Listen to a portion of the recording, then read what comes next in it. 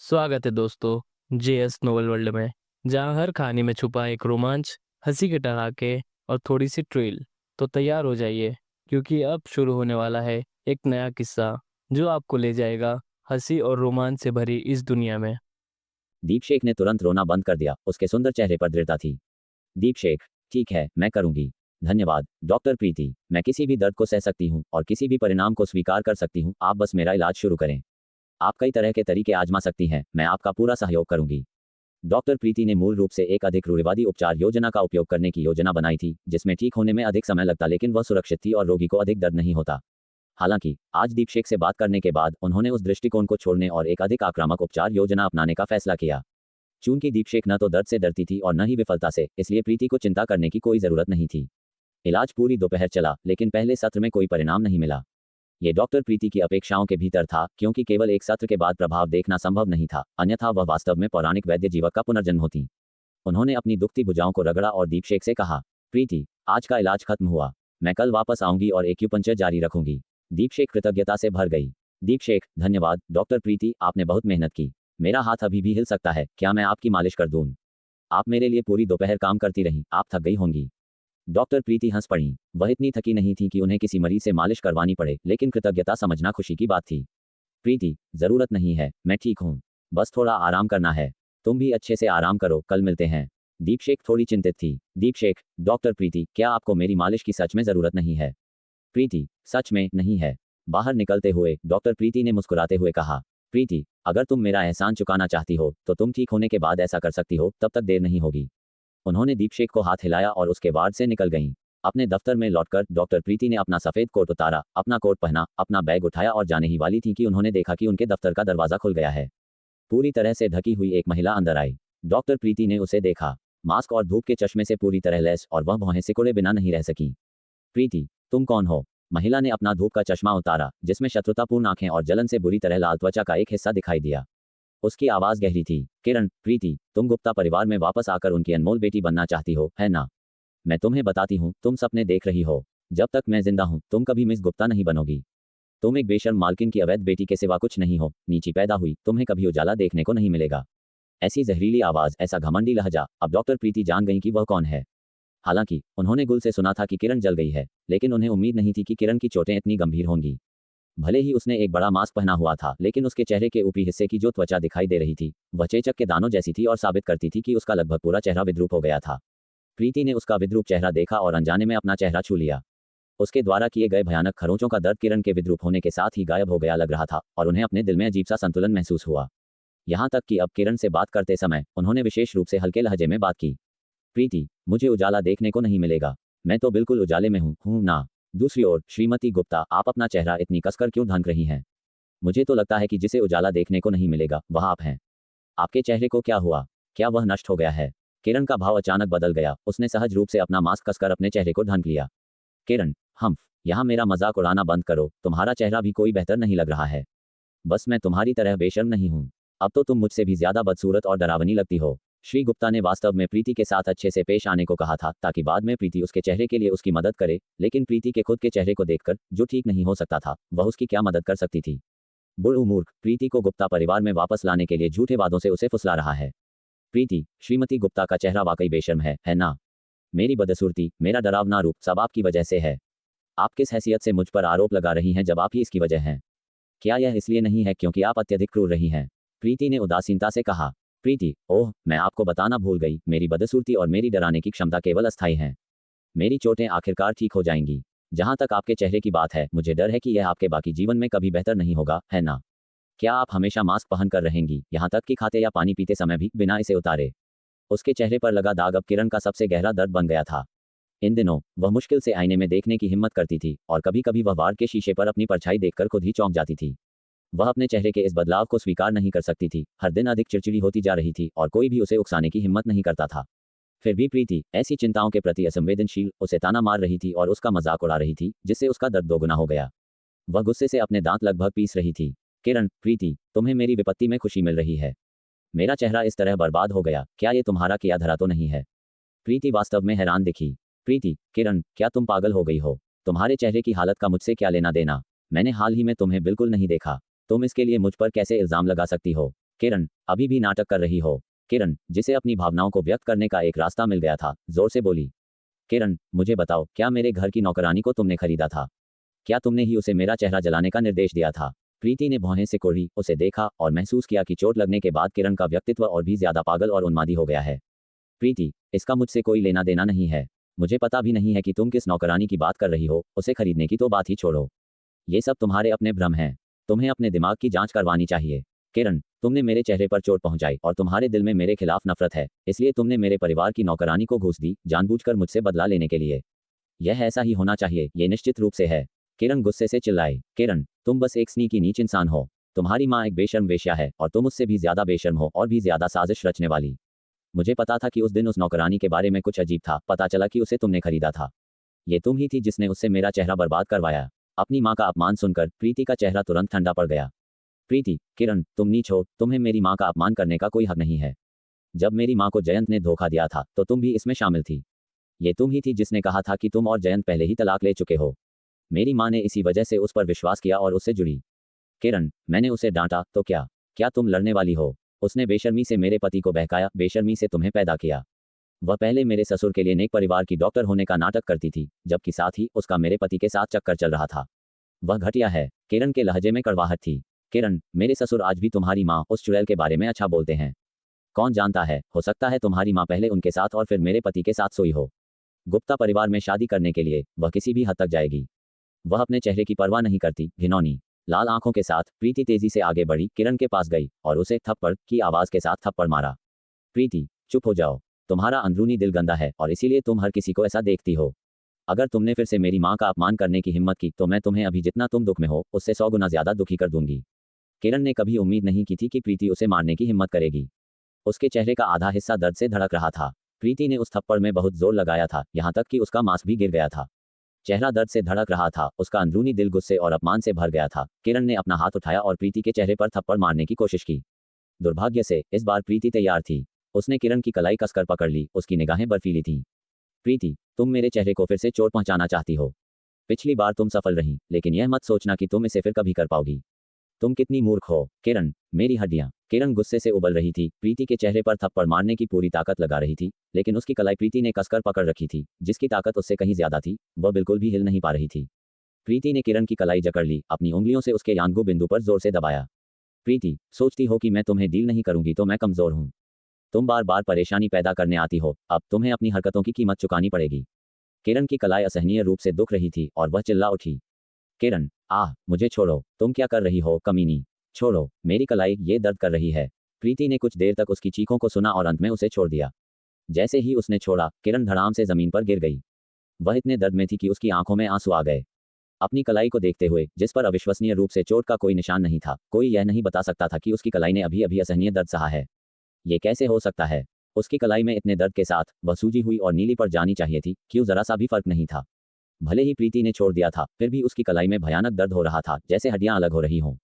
हैरान और नाराज होकर उसने प्रीति को घूर कर देखा। किरण, तुमने मेरी कलाई के साथ क्या किया? क्या तुमने मेरी हड्डियां तोड़ दी? प्रीति, मैं तुम्हें चेतावनी देती हूँ, अगर तुमने मेरा हाथ अपंग कर दिया है तो मैं तुम्हें बख्शूंगी नहीं। मैं तुम्हें जान से मार डालूंगी। प्रीति ने उसे ऐसे देखा जैसे वह कोई बेवकूफ हो। अगर उसके पास एक हाथ से इंसानी हड्डियां तोड़ने की क्षमता होती तो क्या किरण अभी भी जिंदा होती? उसकी आवाज बर्फीली थी। प्रीति, तुम हमेशा मारने की बात करती हो, क्या तुम्हें कानून का कोई सम्मान नहीं है? तुमने इन वर्षों में कई अपराध किए होंगे, तुम्हारे बाद कौन सफाई करता रहा है? जयंत। किरण, मैंने क्या किया है तुम्हें जानने की जरूरत नहीं है। तुम्हें बस इतना जानना है, तुम्हें कुचलना उतना ही आसान है जितना एक चींटी को कुचलना।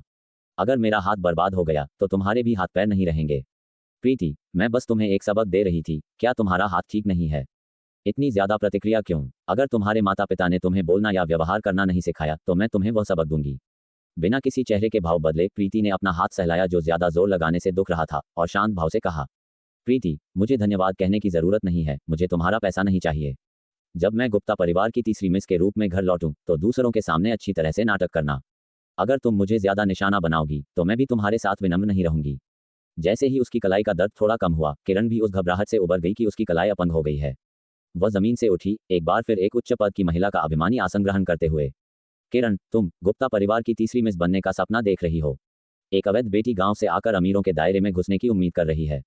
तुम खुद को क्या समझती हो, किसी टीवी सीरियल की मुख्य पात्र? किरण, तुमने बहुत ज्यादा टीवी देखा होगा जो तुम जैसे मूर्खों को धोखा देने के लिए होता है, जिन्हें कुछ पता नहीं होता, तुम्हें ये सोचने पर मजबूर करता है कि एक सिंड्रेला राजकुमारी बन सकती है, राजकुमार से शादी कर सकती है और दौलत और खुशी की जिंदगी जी सकती है। सपने देखना बंद करो, तुम इसके लायक नहीं हो। किरण, एक अवैध बेटी हमेशा अवैध बेटी ही रहेगी, तुम एक शर्मिंदगी हो। मैं तुम्हें सलाह देती हूँ कि अपनी पहचान छुपाकर रखना बेहतर है, या एक बार जब अवैध बेटी के रूप में ये सामने आ जाएगी तो हर कोई तुम्हें कोसेगा और कोई भी तुम्हें कभी सम्मान की नजर से नहीं देखेगा। किरण, और एक आधे अधूरे डॉक्टर के रूप में भी जारी रखने की मत सोचना। अपने क्लिनिक और अस्पताल को चलाने की तो सोचना भी मत। मेरे बिना उंगली उठाए तुम गली पार करने वाले चूहे जैसी बन जाओगी, हर कोई तुम्हें मारना चाहेगा। उसके शब्दों से अप्रभावित प्रीति ने एक ठंडी हंसी दी और पलटवार किया। प्रीति, एक बार जब मेरी अवैध बेटी के रूप में पहचान सामने आ जाएगी तो क्या सबसे पहले मुझे ही डांटा जाएगा? क्या ये तुम्हारे सबसे प्यारे पति जयंत को नहीं होगा? उसका अफेयर बाहर आने से उसकी प्रतिष्ठा पूरी तरह से बर्बाद हो जाएगी। किरण, गुप्ता परिवार की मिस। किरण जानती थी कि जयंत को निश्चित रूप से डांटा जाएगा, लेकिन उसने फिर भी चुनौती देते हुए कहा, किरण, मेरे पति को डांटा नहीं जाएगा क्योंकि यह तुम्हारी माँ थी, उस चुड़ैल ने उसे बहकाया। इसके अलावा तुम्हारी माँ मेडिकल स्किल में इतनी कुशल है, हो सकता है उसने जानबूझकर मेरे पति को दवा दी हो, इसीलिए तुम कमीनी गर्भाधान हुआ। प्रीति, किरण, क्या तुम्हारी नज़र में तुम्हारा पति इतना निर्दोष है? उस झूठ को अपने लिए रखो, अगर तुम इससे दूसरों को धोखा देने की कोशिश करोगी तो वे इतना हंसेंगे कि उनके दांत गिर जाएंगे। प्रीति ने उसे हास्यास्पद और दयनीय दोनों पाया। प्रीति, जयंत पहले एक रंगीन मिजाज और फिजूल खर्ची करने वाला व्यक्ति था, हालांकि उसने तुमसे शादी करने के बाद अपने अतीत को छुपाया, लेकिन उसके पिछले प्रेम प्रसंगों को अभी भी ऑनलाइन पाया जा सकता है। ये कहना कि मेरी माँ ने उसे बहकाया बिल्कुल भी टिकता नहीं है। प्रीति, एक बार जब मेरी अवैध बेटी के रूप में पहचान सामने आ जाएगी तो हर कोई सोचेगा कि तुम्हारे अच्छे पति ने अपने तरीके नहीं बदले हैं, बस ऊपर से सुधरे हुए आदमी होने का नाटक करते हैं, जबकि असल में अभी भी धोखा देना पसंद करते हैं। वह तुम्हें तलाक देने का नाटक भी करते हैं ताकि दूसरी युवा लड़कियों को नुकसान पहुंचा सकें। जहां तक मुझे पता है, जयंत की एक से ज्यादा अवैध बेटियां हैं। प्रीति, और तुम इतना अपमान सहकर भी शादी बनाए रखती हो, यहां तक कि उनकी साथी बन जाती हो, तब तुम्हारी प्रतिष्ठा कहां रहेगी? क्या तुम भविष्य में अपने नोबल लेडीज के सर्कल में घुल मिल पाओगी? हर कोई तुम्हें नीचा देखेगा। जैसे ही वह बोल रही थी, प्रीति ने अपना मोबाइल फोन निकाला और एक वीडियो खोला। वीडियो में किरण दांत दिखाते हुए और पंजे लहराते हुए प्रीति पर झपटी, अपने नुकीले नाखूनों से प्रीति के चेहरे को बेरहमी से खरोंच रही थी, जिसके बाद गुल उसे रोकने के लिए दौड़ती है। वीडियो केवल कुछ मिनटों का था, फिर भी इसने तुरंत किरण का चेहरा बदल दिया। वह हिंसक रूप से लपकी ताकि प्रीति का मोबाइल फोन छीन सके, लेकिन प्रीति तैयार थी और आसानी से चकमा दे गई। उसने अपने मोबाइल फोन को धमकी भरे अंदाज में हिलाया। प्रीति, श्रीमती गुप्ता, अगर तुम्हें अभी भी अपने चेहरे की परवाह है तो बेहतर है कि अब से सही व्यवहार करो। अगर तुम मुझे बर्बाद करने की कोशिश करोगी तो मैं यह वीडियो जारी कर दूंगी। क्या तुम अंदाजा लगा सकती हो कि जब जनता इसे देखेगी तो तुम्हारे दुर्भावनापूर्ण पक्ष को कैसे देखेगी और वे गुप्ता परिवार के बारे में क्या सोचेंगे? गुप्ता कॉप के शेयर की कीमत शायद गिर जाएगी, है ना? किरण की आंखें लगातार झपक रही थीं। वह धीरे धीरे प्रीति के पास आए, अभी भी उसका मोबाइल फोन छीनने की कोशिश कर रही थी। प्रीति ने एक नज़र में उसके इरादों को भांप लिया। उसने उदासीनता से कहा, प्रीति, अपनी ऊर्जा बर्बाद मत करो। अगर तुम मेरा मोबाइल फोन छीन भी लेती हो तो ये बेकार है। अगर तुम यह वीडियो डिलीट भी कर देती हो तो मेरे पास अन्य बैकअप हैं। यह महत्वपूर्ण सबूत, बेशक मुझे इसे सुरक्षित रखना होगा। जैसा कि उम्मीद थी, किरण ने इसे छीनने की कोशिश करना बंद कर दिया। उसका भाव गहरा गया। किरण, तुम कितनी साजिश रचने वाली हो। तुमने वास्तव में एक वीडियो रिकॉर्ड किया। उस दिन तुमने सच में जानबूझकर मुझे उकसाया था। तुम चाहती थी कि मैं जानबूझकर तुम्हारा चेहरा बर्बाद करूं। प्रीति, तुम सच में हंसने लायक हो। साफ तौर पर तुमने मुझे जानबूझकर चोट पहुंचाई और अब तुम बातों को घुमा रही हो, कह रही हो कि यह मैं थी जिसने तुम्हें ऐसा करने दिया। प्रीति का लहजा मजाकिया था। प्रीति, क्या मैं पागल हूं? अपने अच्छे चेहरे की परवाह न करूं और एक ऐसा चेहरा चाहूं जिसे तुमने विद्रूप कर दिया हो। ओह, मुझे पता है, तुम्हारा विद्रूप चेहरा, ये भी तुम ही थी जिसने जानबूझकर खुद को चोट पहुंचाई, है ना? और फिर मुझ पर इल्जाम लगाया। श्रीमती गुप्ता के सोचने का तरीका वास्तव में अनोखा है। तुम्हें सच में अपने दिमाग की जांच करवानी चाहिए। किरण अब उसे कोसने की परवाह नहीं कर सकती थी। वीडियो उसके लिए बहुत ज्यादा धमकी भरा था। उसने प्रीति की ओर हाथ बढ़ाया। किरण, मुझे वीडियो दे दो। प्रीति, बेशक मैं तुम्हें वीडियो नहीं दूंगी, मैं इसे सुरक्षित रखूंगी। तुम्हें मुझे ढूंढना बंद कर देना चाहिए और मेरा समय बर्बाद नहीं करना चाहिए। बस ये जान लो कि तुम्हारी प्रतिष्ठा अब पूरी तरह से मेरे हाथों में है। भविष्य में मुझ पर फिर से वार करने की कोशिश करने से पहले अच्छी तरह से सोच लेना। प्रीति ने संयमित भाव और एक दृढ़ लहजे के साथ अपना मोबाइल फोन अपने बैग में रखा। प्रीति, तुम जितना ज्यादा नहीं चाहती कि मैं गुप्ता निवास लौटूं, उतना ही ज्यादा मैं वापस जाने पर जोर दूंगी। मैं देखना चाहती हूं कि उस समय मेरी मां को गुप्ता परिवार में क्या सामना करना पड़ा था। गुप्ता परिवार की यह तीसरी बेटी मैं बनने के लिए दृढ़ संकल्पित हूं। किरण, तुम्हारा भद्दा चेहरा मुझे घिनौना लगता है। किरण का चेहरा और भी ज्यादा बदसूरत हो गया। किरण, गुप्ता परिवार की तीसरी मिस बनने का सपना भी मत देखना। और परिवार की संपत्ति या शेयरों में हिस्सा पाने के बारे में भी मत सोचना। गुप्ता परिवार की हर चीज मेरे बच्चों की है और अगर तुमने इसे छूने की कोशिश की तो मैं तुम्हें टुकड़ों में काट दूंगी। प्रीति अचानक हंस पड़ी। प्रीति, नहीं चाहती कि मुझे विरासत में हिस्सा मिले? हम ठीक है, मैं एक बड़ा हिस्सा लेने पर जोर देती हूँ। गुप्ता परिवार की बेटी के रूप में मुझे गुल और रानवी से क्यों हार माननी चाहिए? प्रीति, आखिरकार जयंत और बुजुर्ग व्यक्ति ने सर्वसम्मति से मेरा नाम बदलने पर सहमति व्यक्त की है। अब मेरा नाम गुरानीन है। प्रीति, सुनो, ये कितना अच्छा लगता है। ये गुप्ता परिवार की वारिस की शैली से कितना मिलता जुलता है। बस इस नाम के साथ मुझे काफी अच्छी चीजें मिलनी चाहिए, है ना? किरण को लगा जैसे उसका खून सिर में दौड़ रहा है और उसे सांस लेना मुश्किल हो रहा था। प्रीति की ओर उंगली दिखाते हुए उसने गुस्से से कहा, किरण, तुम सपना देख रही हो, तुम्हें एक पैसा भी नहीं मिलेगा। वह जितनी ज्यादा नाराज हुई, प्रीति उतनी ही ज्यादा संयमित हुई। प्रीति, अंदाजा लगाओ, अगर मैं कहूं कि मैं कॉर्पोरेशन में काम करना चाहती हूं, तो क्या तुम्हें लगता है कि बुजुर्ग व्यक्ति सहमत होंगे? जयंत मेरी माँ और मेरा इतना ऋणी है, क्या वह भी सहमत होगा? किरण ने तीखे स्वर में कहा। किरण, वे कभी सहमत नहीं होंगे। प्रीति, वे सहमत होंगे। क्या तुमने हमेशा मेरी तारीफ नहीं की है, ये कहते हुए कि मैं चालाक और सक्षम हूँ? तो क्या तुम्हें लगता है मेरी चालाकी और साधनों के साथ मैं तुम्हारी सबसे बड़ी बेटी को हटाकर कॉर्पोरेशन की भविष्य की वारिस बन सकती हूँ? किरण, यह कोरी कल्पना है। कॉर्पोरेशन मेरे बेटे का है, कोई भी इसे छीन नहीं सकता। तुम बस एक अवैध बेटी हो और तुम कॉर्पोरेशन की वारिस बनने का सपना देखने की हिम्मत करती हो। अज्ञानी और घटिया प्राणी, परिवार की वंश परंपरा में हमेशा बेटे ही वारिस होते हैं, बेटियां कैसे हो सकती हैं? प्रीति के चेहरे पर अचानक समझ आने का भाव था। प्रीति, ओह, मैं समझ गई। तो तुम्हारा मतलब यह है कि तुम्हारी सबसे बड़ी बेटी कॉर्पोरेशन के लिए हर दिन काम कर रही है, वह बस तुम्हारे बेटे के लिए दहेज तैयार कर रही है। क्या वह जानती है कि कॉर्पोरेशन के भविष्य में उसका कोई हिस्सा नहीं है? वह काफी दयनीय है, तुम्हारे पूरे परिवार द्वारा इस्तेमाल की जा रही है। किरण, अपने काम से काम रखो। ये गुप्ता परिवार का अंदरूनी मामला है, तुम्हें एक बाहरी व्यक्ति को दखल देने का कोई हक नहीं है। किरण ने गुस्से से प्रीति को घूर कर देखा। किरण, एक माँ है लेकिन कोई परवरिश नहीं। तुम हमारे जैसे एक अमीर परिवार में गहरे भाई बहन के स्नेह को कैसे समझ सकती हो? मेरी बेटी खुशी खुशी मेरे बेटे के लिए कॉर्पोरेशन का प्रबंधन कर रही है। वह कभी भी तुम्हारी तरह संकीर्ण सोच वाली और स्वार्थी नहीं होगी। कॉर्पोरेशन के अधिकारों के लिए अपने भाई से लड़ने की कोशिश करेगी। उसके शब्दों ने प्रीति को नाराज कर दिया।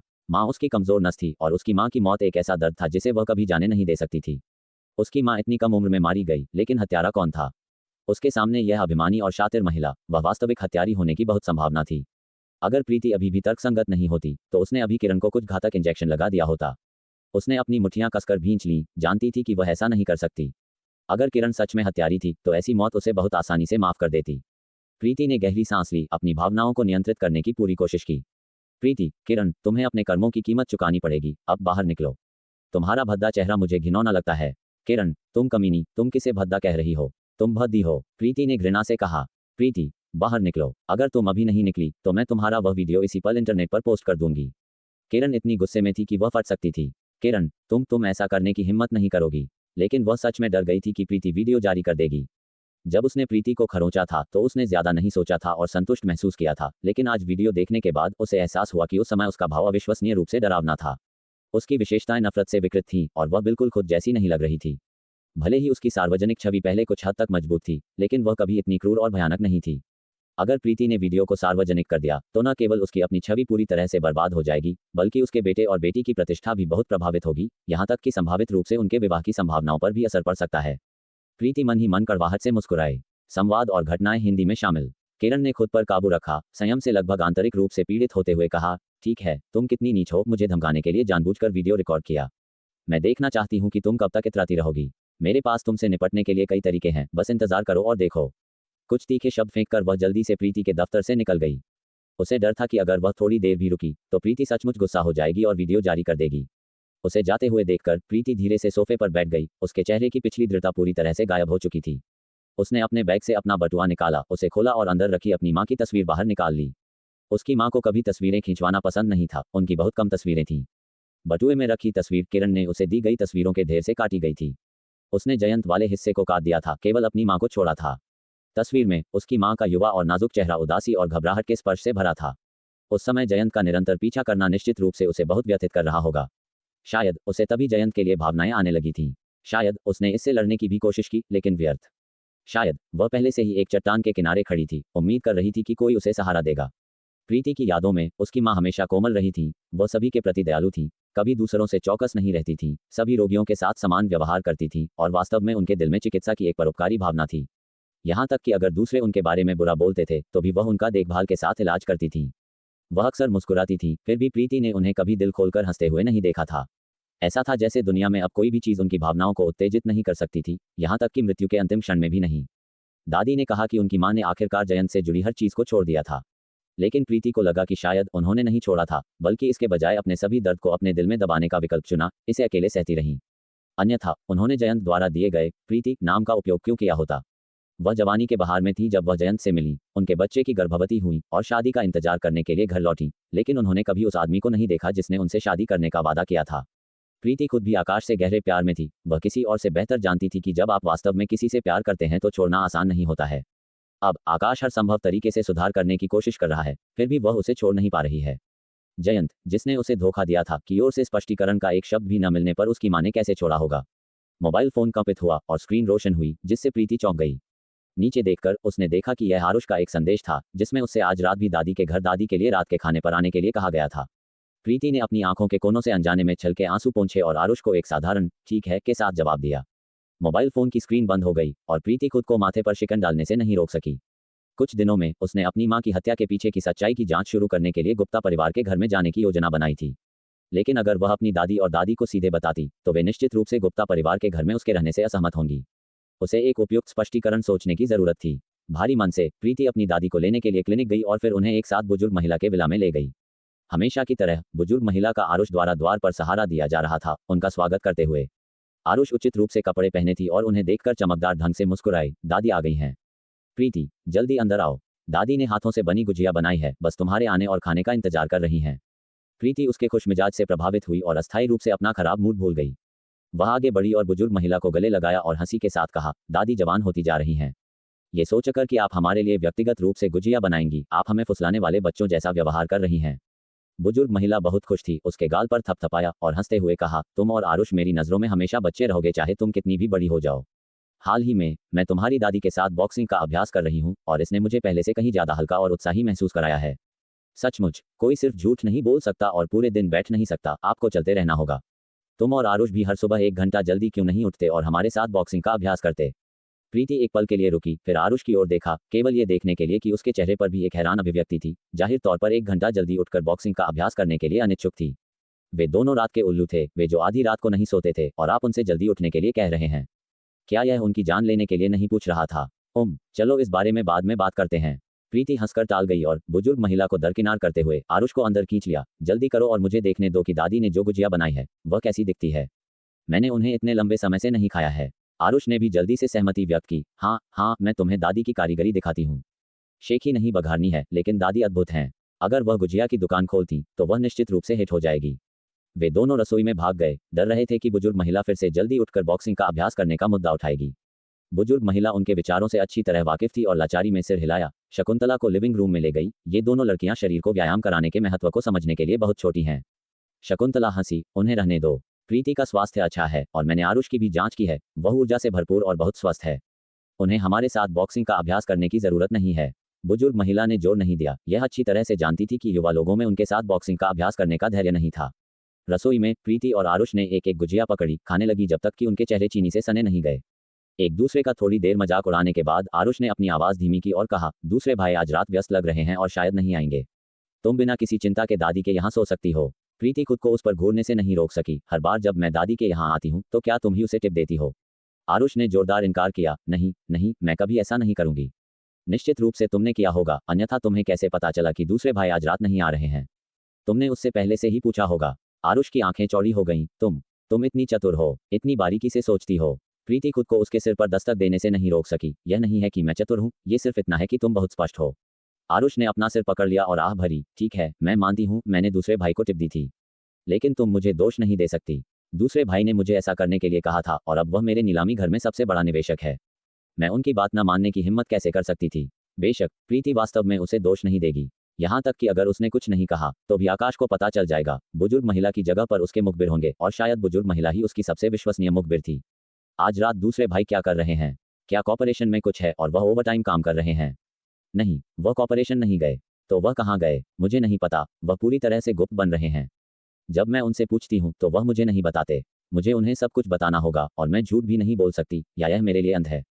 लेकिन जब मैं उनसे पूछती हूँ तो वह मुझे कुछ नहीं बताते और वह मेरे सवालों से परेशान हो जाते हैं। आरुष की आंखें चमक उठी जब उसने प्रीति की ओर देखा। तुम क्यों नहीं पूछती दूसरे भाई से कि वह क्या कर रहे हैं? मुझे लगता है कि अगर तुम उनसे पूछोगी तो वह तुम्हें निश्चित रूप से बताएंगे। दूसरे भाई अब तुम्हारे बारे में विशेष रूप से चिंतित हैं, वह तुमसे कुछ भी नहीं छिपाएंगे।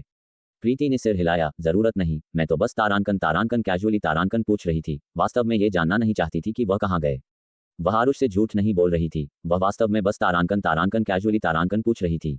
हालांकि उसने आरुष को जो नहीं बताया वह ये था कि उसने पहले ही अंदाजा लगा लिया था कि आकाश क्या कर रहे थे।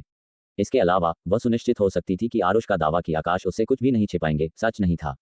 कल रात उसने आकाश को शौर्य के जीवन का बहाल किया गया वीडियो भेजा था और अभी वह शायद शौर्य के मामलों की जांच करने में बहुत व्यस्त हैं कि वह उसकी परवाह नहीं कर सकते। यह उनके सबसे सम्मानित बड़े भाई के बारे में था, इसलिए भले ही वह पूछती वह उसे नहीं बताते।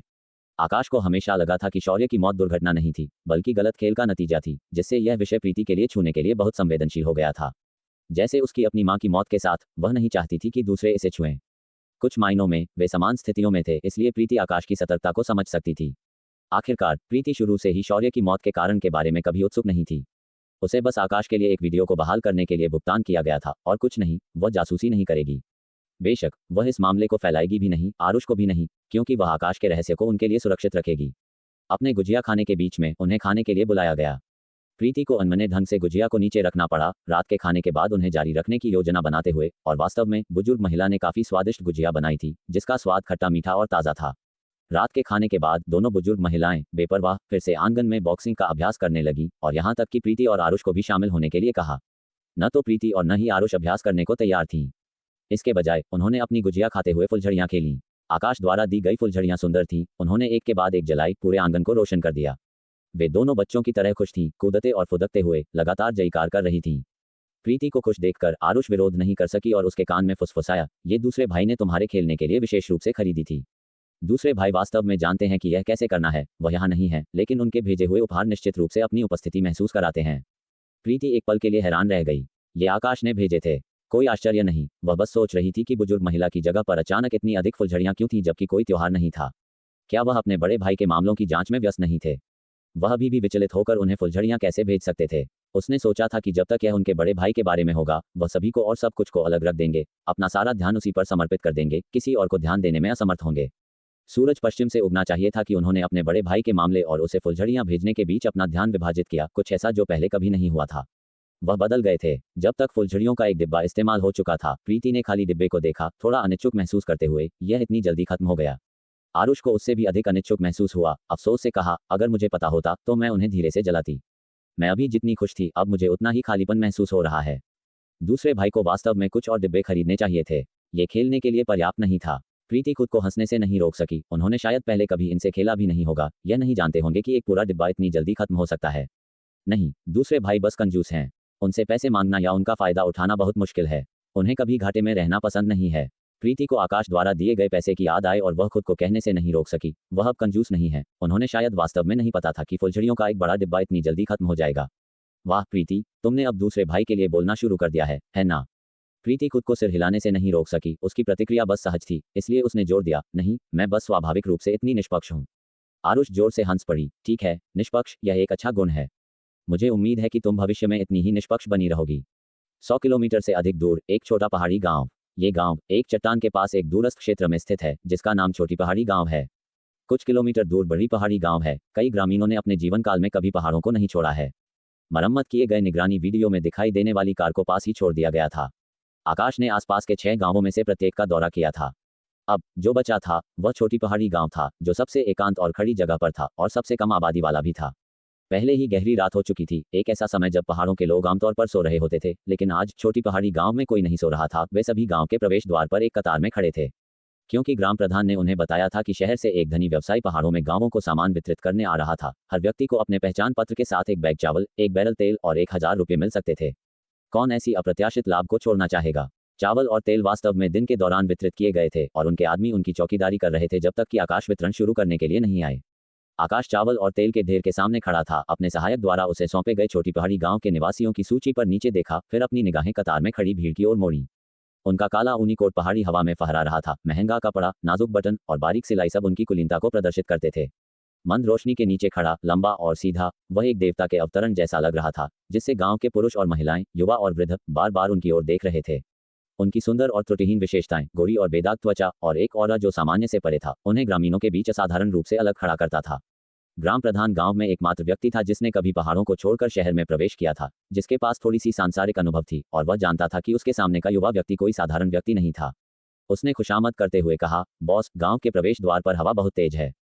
आप हमारे ग्राम समिति के आंगन में क्यों नहीं बैठ जाते? सब कुछ वितरित करने में कुछ समय लगेगा क्योंकि हमारे गांव में कुल 125 लोग हैं।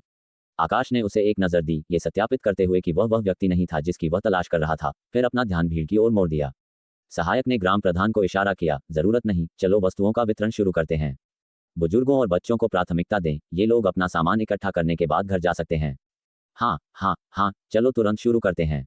ग्राम प्रधान इस दिन का इंतजार कर रहा था और अब आखिरकार सामान और पैसा प्राप्त कर सकता था। उसने उत्सुकता से बुजुर्गों और बच्चों को आगे बुलाया। आकाश के कुछ आदमी पंजीकरण के प्रभारी थे, कुछ चावल वितरित कर रहे थे, कुछ तेल वितरित कर रहे थे और अन्य पैसा संभाल रहे थे। सामान लेने आने वाले ग्रामीण उत्साहित थे, लगातार धन्यवाद कह रहे थे। आकाश एक तरफ खड़ा था, सामान इकट्ठा करने आने वाले हर व्यक्ति को देख रहा था। बुजुर्ग और बच्चे उनके लक्ष्य नहीं थे। वह व्यक्ति जो अपंजीकृत विदेशी फोन कार्ड का उपयोग करना जानता था और निगरानी वीडियो को नष्ट करना जानता था, वह निश्चित रूप से न तो एक वृद्ध व्यक्ति होगा और न ही एक बच्चा। इन लोगों को छोड़कर 93 बचे थे। जैसे ही हर व्यक्ति आगे बढ़ा, आकाश की निगाहें उन पर एक एक करके घूम गईं। ठीक तभी जब उसने सोचा कि उसे कोई सुराग नहीं मिलेगा और वह हार मानने वाला था, अचानक उसने एक पलक झपकते ही एक नज़र पकड़ी। ये व्यक्ति उसे देखना चाहता था लेकिन ऐसा करने से डर रहा था। वह बाकी सभी की तुलना में अधिक घबराया हुआ था, एक तरह की घबराहट जो उसके इसे छिपाने के प्रयासों के बावजूद स्पष्ट थी। आकाश के दिल ने एक जोरदार धड़कन दी, ये व्यक्ति उसे जानता था। छोटी पहाड़ी गांव में, शहर से 100 किलोमीटर से अधिक दूर, कोई था जो उसे पहचानता था। जिस चीज ने आकाश को उसकी संदिग्धता के बारे में अधिक आश्वस्त किया, वह उसका चेहरा था। वह दागदार था। 6 गांवों और 4000 से अधिक लोगों में से वह दागदार चेहरे वाली एकमात्र थी। उसका चेहरा क्यों दागदार था? या तो उसे एक दुश्मन ने विकृत कर दिया था, या एक दुश्मन द्वारा पीछा किए जाने के डर से उसने अपनी पहचान छिपाने के लिए खुद को विकृत कर लिया था। उसके चेहरे के गलती से दागदार होने की संभावना अत्यंत कम थी, असाधारण रूप से कम। जब महिला को एहसास हुआ कि आकाश उसे देख रहा था तो वह बहुत घबरा गई, जल्दी से अपनी निगाहें हटा लीं और किसी और के पीछे छिप गई। आकाश ने एक ठंडी अभिव्यक्ति पहनी हुई थी जब वह उसकी ओर बढ़ा। जैसे ही महिला ने आकाश को अपनी ओर चलते देखा, वह मुड़ी और तुरंत दूर जाने लगी, यहाँ तक कि वह वस्तु भी छोड़ दी जो लगभग उसकी पहुंच में थी। योगेश ने पहले ही उसके अजीब व्यवहार को ध्यान दिया था। वह जल्दी से आगे बढ़ा और उसका रास्ता रोक दिया। ग्रामीण, आपने अभी तक अपना सामान इकट्ठा नहीं किया है, आप क्यों जा रहे हैं? मैं इसे अब नहीं चाहती, तुम मुझे जाने दो। अप्रत्याशित रूप से उसकी आवाज़ बहुत कोमल और सुखद थी, जो उसके विकृत चेहरे और लगभग वृद्ध उपस्थिति के साथ तीव्र रूप से विपरीत थी। आकाश उसके पास पहुंच चुका था। हर कोई इसे ले रहा है, तुम क्यों नहीं चाहती? उसकी आवाज़ सुनकर महिला पूरी तरह से कांप गई। उसका सिर अभी भी झुका हुआ था क्योंकि आंसू गिरने लगे थे। उसने पागलपन में अपने आंसू पोंछे और अपना सिर और भी नीचे दबा लिया और अपनी दिशा बदलते हुए अभी भी जाने पर जोर दिया। बेशक आकाश उसे जाने देना संभव नहीं था। उसने पूरे दिन खोज की थी और आखिरकार एक संदिग्ध व्यक्ति को ढूंढ लिया था। वह किसी भी कीमत पर नहीं छोड़ेगा। उसने एक ठंडी आवाज में बोला, यूफेई। यूफेई खामोशी से छाया से उभरा, अध्यक्ष आकाश, उसे ले जाओ, मैं उससे व्यक्तिगत रूप से पूछताछ करना चाहता हूँ। महिला और भी घबरा गई। मैं तुम्हें नहीं जानती, तुम मुझे क्यों ले जाना चाहते हो? मैं तुम्हारे साथ नहीं जाऊंगी। ग्राम प्रधान, मुझे बचाओ। ग्राम प्रधान ने पहले ही हलचल को देखा था, बाकी गांव भी देख रहा था। जिज्ञासु लग रहा था कि क्या हो रहा था। एक शांत व्यवहार के साथ ग्राम प्रधान ने कहा, बॉस, क्या लियुए ने आपको नाराज किया? वह हमेशा से डरपोक रही है और लोगों से मिलना पसंद नहीं करती, कृपया बुरा न माने। आकाश ने उसे एक नज़र दी और उदासीनता से पूछा, उसका नाम लियुए है? वह गांव में कब आई? हाँ, उसका नाम लियुए है। उसका अंतिम नाम फोंग है। हमारे गांव में हर कोई फोंग है। वह एक मूल निवासी है, हमारे गांव में पैदा हुई और बड़ी हुई। वह अब 40 साल से अधिक समय से यहाँ रही है। वह पूरे समय गांव में रही है। हाँ बॉस, क्या इसमें कुछ गलत है? अगर वह वास्तव में वह है जिसने मेरे बड़े भाई को मारा, तो वह पहाड़ी गांव में पैदा हुई और बड़ी हुई महिला नहीं हो सकती। आकाश की निगाहें महिला के चेहरे पर लौट आईं और उसने ठंडी से पूछा, उसका चेहरा, वह कब विकृत हुआ था?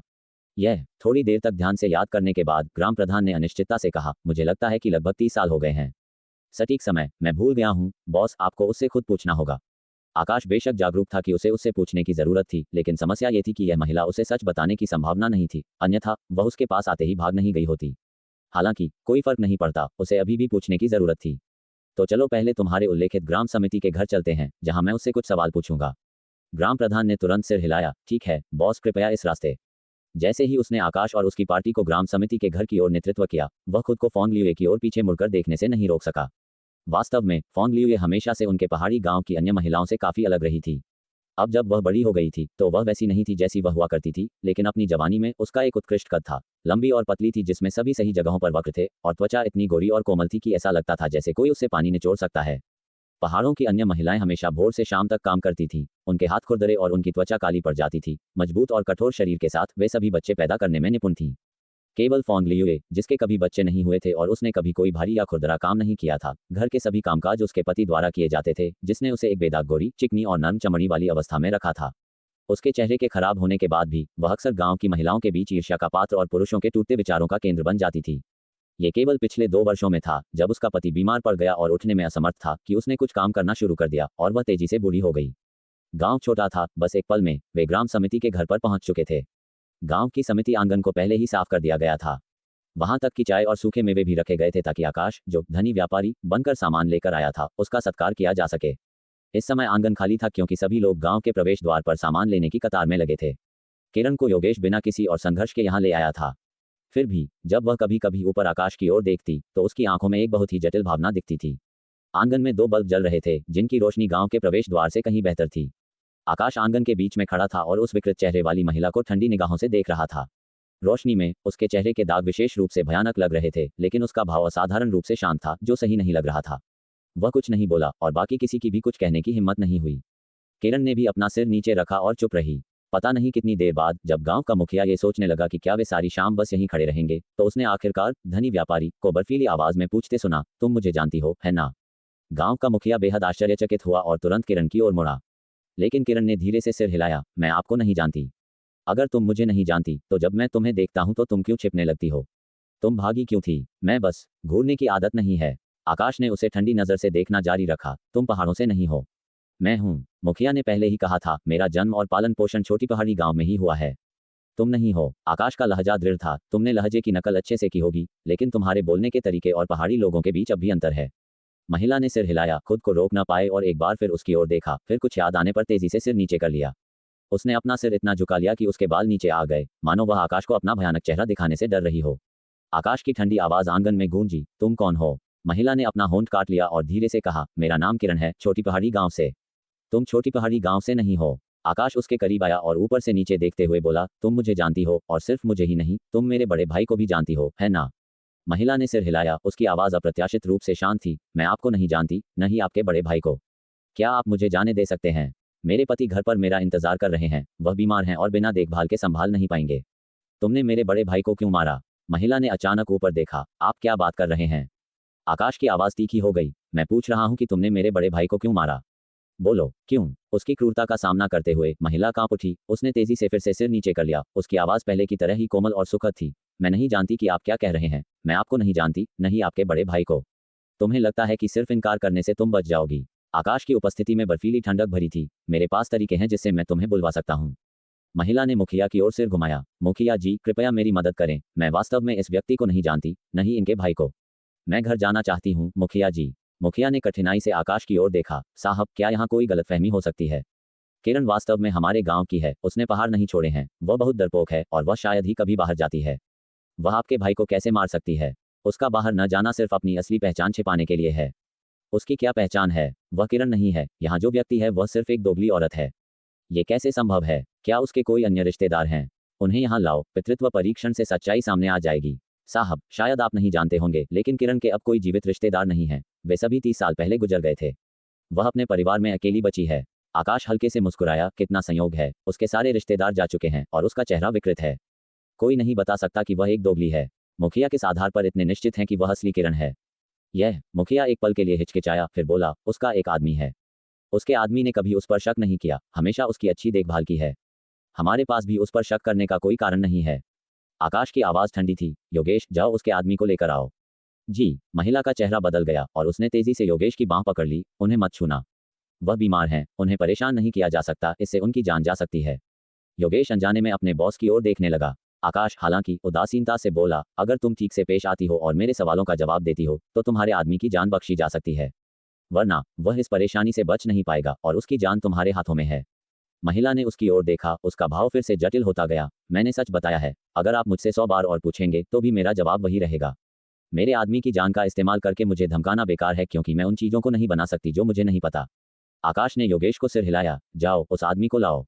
योगेश ने महिला को एक तरफ धकेल दिया। मुखिया को अपने साथ खींच लिया। रास्ता बताओ, उसका घर कौन सा है? तब तक मुखिया धनी व्यापारी से मिलने की सारी खुशी खो चुका था। उसका दिल डर से जोर से धड़क रहा था। उसने एक दिशा में इशारा किया, उधर। वह समझ गया था कि ये लोग धनी व्यापारी बिल्कुल नहीं थे। वे शायद बदला लेने आए थे। क्या चावल, क्या मूंगफली का तेल, क्या पैसा, ये सब चारा था। उसने सोचा कि आसमान से ऐसी अच्छी किस्मत कैसे गिर सकती है। लेकिन ये लोग आखिर कौन थे? चारा इतनी उदारता से डाला गया था। उन्होंने कई आसपास के गांवों में इतना सारा सामान बांट दिया था। खर्च किया गया पैसा उसके 5 लोगों के परिवार को जीवन भर आराम से रहने दे सकता था। थोड़ी ही देर में वे एक लकड़ी के घर के सामने पहुंचे। योगेश ने दरवाजा लात मारकर खोला, अंदर गया और एक ऐसे आदमी को बाहर निकाला जो मरा हुआ से ज्यादा लग रहा था। देर रात की ठंडी हवा लगने पर आदमी ने हिंसक रूप से कुछ बार खांसा और फिर कमजोर आवाज में पूछा, मुखिया जी, ये लोग कौन हैं? मुझे मेरी पीठ पीछे कहाँ ले जा रहे हैं? मेरी किरण कहाँ है? मुखिया बोलना चाहता था लेकिन खुद को रोक लिया। उसने भयंकर दिखने वाले योगेश को देखा, आदमी को सिर हिलाया। दयानंद, अभी मत पूछो, जब हम वहां पहुंचेंगे तो तुम्हें पता चल जाएगा। योगेश तेज कदमों के साथ जल्द ही उस आदमी को गांव समिति के आंगन में वापस ले आया और फिर उसे एक स्टूल पर बिठा दिया। किरण तेजी से आगे बढ़ी और आदमी को सहारा दिया। दयानंद, क्या आप ठीक हैं? दयानंद ने सिर हिलाया और उसकी निगाहें आंगन में मौजूद लोगों पर पड़ी, अंत में आकाश पर टिकी। आकाश ने उसे ठंडी निगाहों से देखा। क्या तुम भी मुझे पहचानते हो? दयानंद ने सिर हिलाया। मैं आपको नहीं जानता। आकाश ने उसके हाव भाव और लहजे को देखा, उदासीनता से सिर हिलाया। लगता है तुम वास्तव में मुझे नहीं जानते। यहाँ सिर्फ तुम ही मुझे जानती हो। किरण। किरण, आदमी को सहारा देते हुए जब आकाश ने उसे बुलाया तो उसने सिर नहीं उठाया, जिद करते हुए, मैं आपको नहीं जानती। मुखिया ने उनके बगल में चिंतित होकर कहा, दयानंद, तुम जल्दी से साहब को समझाओ। किरण छोटी पहाड़ी गांव की है ना? वह तुम्हारी पत्नी है। उसका चेहरा विकृत हो सकता है लेकिन वह अब भी तुम्हारी पत्नी है ना? दयानंद का चेहरा कड़ा हो गया। महिला के हाथ पर उसकी पकड़ अनजाने में कस गई और उसने एक असाधारण रूप से दृढ़ स्वर में कहा, सही, मुखिया जी सही कह रहे हैं। किरण मेरी पत्नी है। वह छोटी पहाड़ी गांव की है। आकाश की बर्फीली आवाज ठंडी हवा में बह गई। किरण वास्तव में तुम्हारी पत्नी है, लेकिन यह महिला जो अभी तुम्हारे बगल में है वह किरण नहीं है। दयानंद का चेहरा बदल गया और उसने महिला का हाथ और कसकर पकड़ लिया, मानो उसे डर हो कि वह गायब हो जाएगी। आप बकवास कर रहे हैं, वह किरण है। मैं अपनी पत्नी को कैसे नहीं पहचान सकता? उसके भाव से आकाश जानता था कि वह इस महिला के लिए कुछ छिपा रहा था। हालांकि दयानंद की प्रतिक्रिया से वह शायद ज्यादा नहीं जानता था। मेरे बड़े भाई को मारने वाली हत्यारी सावधान और अपने कार्यों में बेहद सतर्क थी। वह किसी और को महत्वपूर्ण जानकारी नहीं देगी, भले ही वह आदमी उसका अंतरंग साथी क्यों न हो। फिर भी आकाश यह नहीं समझ पा रहा था कि गहरे पहाड़ों में रहने वाली एक महिला उसके भाई को मारने के लिए इतना प्रयास क्यों करेगी और उसके भाई ने इस महिला के अस्तित्व को एक रहस्य क्यों रखा था, यहाँ तक कि उससे संपर्क करने के लिए एक अलग मोबाइल फोन और सिम कार्ड भी खरीदा था। उसके भाई की मृत्यु से पहले उसे पता होना चाहिए था कि उसे किसने मारा। उसके पास हत्यारे का नाम संदेश भेजने का भी समय था, लेकिन उसके आखिरी शब्दों में हत्यारे का जिक्र बिल्कुल नहीं था। अगर वह जवान होती तो आकाश भावुक अपराध की संभावना पर विचार कर सकता था, लेकिन इस महिला के बाल पहले ही सफेद हो चुके थे और उसके विकृत चेहरे के बावजूद उम्र के संकेत देखे जा सकते थे। वह अब जवान नहीं थी और उसके भाई के आयु वर्ग में नहीं थी, जिससे भावनात्मक द्वेष की संभावना समाप्त हो गई। इसके अलावा मुखिया ने कहा कि उसका चेहरा लगभग 30 साल पहले विकृत हुआ था। उस समय उसका भाई अभी पैदा ही हुआ था, तो वह इस महिला से कैसे संबंधित हो सकता था? आकाश को भ्रम के कोहरे ने घेर लिया। बहुत देर बाद उसने आखिरकार बात की और महिला से पूछा, क्या तुम्हारे बच्चे हैं? महिला का शरीर जोर से हिल गया, लेकिन फिर उसने अपना सिर गहराई से नीचे कर लिया। नहीं, वास्तव में कोई बच्चे नहीं हैं। वास्तव में मुझे जवान उम्र में चोट लगी थी और मैं बच्चे पैदा नहीं कर सकती थी। तुम्हें क्या चोट लगी थी? तुम्हें किसने चोट पहुंचाई थी? महिला ने अपना मुंह खोला लेकिन कोई आवाज नहीं निकाल पाई। उसे एहसास हुआ कि उसने गलती से बहुत ज्यादा बोल दिया था। आकाश ने उदासीनता से पूछा, क्या तुम्हें श्रीवर्ण ने चोट पहुंचाई थी या वह यशोदा थी? महिला ने अचानक सिर ऊपर उठाया। उसका शरीर अनियंत्रित रूप से कांप रहा था। आप क्या बात कर रहे हैं? उसे विश्वास नहीं हो रहा था। वह कैसे अनुमान लगा सकता था? उसे कैसे पता चला? वह उसकी सोच से भी ज्यादा चतुर और समझदार था। तो तुमने बदला लेने के लिए मेरे बड़े भाई को मार डाला? महिला ने एक लंबी देर तक उसे देखा, इससे पहले कि उसने फिर से अपना सिर नीचे कर लिया। मैं नहीं जानती कि आप क्या बात कर रहे हैं। मैं आपको नहीं जानती और मैं आपके भाई को भी नहीं जानती। मैंने उन्हें नहीं मारा। आपने गलत व्यक्ति को पकड़ा है। आकाश की आवाज ठंडी थी। क्या तुम्हें लगता है कि अगर झूठ को 1000 बार दोहराया जाए तो वह सच बन जाएगा? तुम इसे कितनी भी बार दोहराओ, तुम अब भी मुझे जानती हो। तुम मेरे भाई को जानती हो। महिला ने अपना सिर नीचा रखा और कुछ नहीं बोली। आकाश की शक्तिशाली आभा और दमनकारी उपस्थिति का सामना करते हुए वह बहुत शांत लग रही थी, गहरे पहाड़ों में पली बड़ी किसी की तरह बिल्कुल नहीं। चूंकि तुम्हें मेरे माता पिता से द्वेष है तो सिर्फ मेरे बड़े भाई को ही क्यों मारा और मुझे क्यों नहीं? मैं तुम्हारे ठीक सामने खड़ा हूं और मुझे तुमसे कोई नफरत महसूस नहीं होती। ये पूरी तरह से अतार्किक है। हो सकता है वह ढोंग करने में बहुत अच्छी हो, या उसने पहले ही अपने बड़े भाई को मार दिया था और इसलिए उसकी नफरत अब उतनी गहरी नहीं थी। आकाश ने उसे बहुत देर तक देखा लेकिन किसी निष्कर्ष पर नहीं पहुंच सका। उसने उदासीनता से कहा, जल्द ही मेरे पास पर्याप्त सबूत होंगे। अगर तुम मेरे सामने कबूल करने से मना करती हो तो कोई बात नहीं, पुलिस तुम्हें बात करने पर मजबूर कर देगी। हत्यारा उससे ज्यादा मुश्किल से निपटने वाला था जितना उसने उम्मीद की थी। उसने इतने सालों तक इस छोटे से पहाड़ी गांव में निष्क्रियता में बिताया था, ये सुनिश्चित करते हुए कि कार्य करने से पहले सब कुछ अचूक हो, जो उसके धैर्य और दृढ़ता का प्रमाण था। आगे पूछने से कोई नतीजा नहीं निकलेगा। इस यात्रा से उसे हत्यारे की पहचान हो जाना पहले ही एक महत्वपूर्ण लाभ था। योगेश, तुम लोगों को लेकर छोटी पहाड़ी गांव की निगरानी करो। पुलिस के आने से पहले उस पर कड़ी नजर रखो। अगर वह मर जाती है या भाग जाती है तो तुम्हें फिर से मेरा चेहरा देखने की जरूरत नहीं है। अध्यक्ष आकाश, निश्चिंत रहें, मैं उस पर कड़ी नजर रखूंगा। आकाश ने सिर हिलाया और अपने सहायक के साथ निकल गया। किरण और दयानंद को योगेश ने वापस घर भेज दिया। उनके लकड़ी के घर के बाहर कम से कम 8 अंगरक्षक निगरानी कर रहे थे। लकड़ी के घर के अंदर दयानंद बिस्तर पर लेटा था, कमजोर लेकिन महिला को चिंता से भरे चेहरे से देख रहा था। तुम ठीक हो? महिला ने सिर हिलाया। मैं ठीक हूँ। आदमी की आवाज बहुत धीमी थी। अब जब उन्होंने हमें ढूंढ लिया है तो तुम क्या करने की योजना बना रही हो? जब तक मैं नहीं बोलती मैं ठीक रहूंगी, महिला ने कहा, अपनी उंगली अपने होठों पर रखते हुए। शश, बात मत करो, बाहर हर जगह लोग हैं, तुम्हें सोना चाहिए। आदमी ने कुछ बार खांसा और फिर चुपचाप अपनी आंखें बंद कर लीं। अंधेरे में महिला की आंखों से आंसू गिरे। आकाश के सामने उसने रोने की हिम्मत भी नहीं की। डर था कि वह कुछ गड़बड़ी पकड़ लेगा। उसने खुद को रोकने के लिए संघर्ष किया, गलती से आए किसी भी आंसू को जल्दी से पोंछ लिया। लगातार रोना बहुत अजीब होगा, आकाश निश्चित रूप से शक करेगा। वह बहुत चतुर था। वह सिर्फ घर आने पर ही रोने की हिम्मत कर पाए, लेकिन वह ज्यादा देर तक रो नहीं सकती थी। 30 साल पहले उसने एक सच्चाई सीखी थी, आंसू इस दुनिया में सबसे बेकार चीज हैं। कोई भी तुम्हें रोने के लिए दया नहीं करेगा, न ही वे तुम्हें छोड़ देंगे। आकाश के लोग बाहर हर जगह थे, उसे अभी भी भागने का कोई रास्ता खोजना था। जहां तक अस्पताल के बिस्तर पर पड़े उस आदमी का क्या होगा, वह अब उसकी चिंता नहीं कर सकती थी। दुर्भाग्य से वह सुबह होने तक भी भाग नहीं पाए। अंगरक्षक बहुत ज्यादा थे। उसके एक बार भागने की कोशिश करने के बाद योगेश भी उसे गार्ड करने के लिए केबिन में घुस आया, जिससे भागने का कोई भी मौका असंभव हो गया। दोपहर तक पुलिस की गाड़ियां गांव पहुंच गईं और उसे संदिग्ध के रूप में ले जाया गया। योगेश ने उसे पुलिस स्टेशन को सौंपने के बाद ही आकाश को रिपोर्ट करने के लिए वापस लौटा। अध्यक्ष आकाश, उसे पुलिस स्टेशन ले जाया गया है। 2 दिन और रात बिना आराम के आकाश की आंखों में लाल रक्त वाहिकाएं भर गई थीं, फिर भी उसका व्यवहार उदासीन रहा। उसका दिमाग अभी भी तेजी से चल रहा था और उसकी आवाज स्थिर थी। क्या उसने कोई असामान्यता प्रदर्शित की? कुछ भी असामान्य नहीं, कोई रोना नहीं, कोई हंगामा नहीं, और उसने यात्रा के दौरान बात भी नहीं की। बहुत शांत। उसने खाना भी अच्छे से खाया, ऐसा लग रहा था जैसे उसकी भूख प्रभावित नहीं हुई है। आकाश ने हल्का सा माथा सिकोड़ा। कोई असामान्यता नहीं, ये सबसे बड़ी असामान्यता है। एक साधारण व्यक्ति को अचानक पुलिस द्वारा ले जाया जाए तो वह शांत नहीं रहेगा, न ही वह अपने मामले को तर्क से प्रस्तुत करने से परहेज करेगा। कल रात उसने कई बार भागने की कोशिश की, लेकिन बाद में हमारी कड़ी निगरानी देखकर उसने हार मान ली। भोर के बाद उसने थोड़ी देर के लिए सो भी लिया। दोपहर तक पुलिस की गाड़ी में चढ़ने से पहले उसने अपने आदमी को अच्छे से खाने के लिए भी याद दिलाया। उसकी संयम अप्रत्याशित रूप से अच्छा था। योगेश ने धीमी आवाज में कहा, अध्यक्ष आकाश, आपका निर्णय सही है। वह बहुत संभावना से हत्यारी है। वह कोई साधारण महिला नहीं है जो एक छोटे से गांव में पली बड़ी हो। वह बहुत शांत है, मानो उसने इस दिन की आशंका पहले से ही कर ली हो। आकाश ने सिर हिलाया। वह भी जानता था कि उसका निर्णय सही था, क्योंकि वह महिला बहुत असामान्य थी। हालांकि अध्यक्ष आकाश, वर्तमान सबूत उसे दोषी ठहराने के लिए पर्याप्त नहीं हो सकते हैं। गॉडकिलर द्वारा बहाल किए गए वीडियो में हालांकि उसमें वह कार थी जिसे उसने चलाया था, लेकिन उसमें महिला की आकृति कैद नहीं हुई थी। हमें पहले भी उसके बारे में कोई सबूत नहीं मिला था। मुझे पता है। आकाश ने अपना माथा रगड़ने के लिए हाथ बढ़ाया। उसकी निगाहें गॉडकिलर के साथ चैट बॉक्स पर टिकी थीं। अपनी वापसी के बाद वह गॉडकिलर पर वीडियो को जल्दी से बहाल करने के लिए दबाव डाल रहा था। उसे इसकी तुरंत जरूरत थी। लेकिन अब दोपहर में गॉडकिलर की ओर से अभी भी कोई प्रतिक्रिया नहीं थी। कल रात गॉडकिलर ने भी वीडियो बहाल करने में उसकी मदद नहीं की थी। उसका ईमेल खाली था। उसने योगेश को हाथ हिलाया। जाओ, आराम करो। एक बार जब तुम तरोताजा हो जाओ तो तुम्हारे लिए एक और काम है। जी अध्यक्ष आकाश। योगेश चुपचाप उसके कार्यालय से निकल गया। सहायक अंदर आया। अध्यक्ष आकाश, अध्यक्ष निगम में आ गए हैं। आकाश ने उदासीनता से सिर हिलाया। उसकी निगाहें अभी भी उसके कंप्यूटर पर टिकी थीं। बस एक पल बाद श्रीवर्ण उसके कार्यालय में तेजी से घुसे। उनका चेहरा कुछ पीला था और उनका लहजा बहुत गंभीर था। आकाश, क्या तुम्हें तुम्हारे भाई का हत्यारा मिला? मुझे मिला। कौन है? मैं उसे नहीं जानता, लेकिन शायद आप जानते होंगे। बेशक, दोनों विकल्पों के बीच मैं तुम्हें चुनूंगा, बड़े भाई।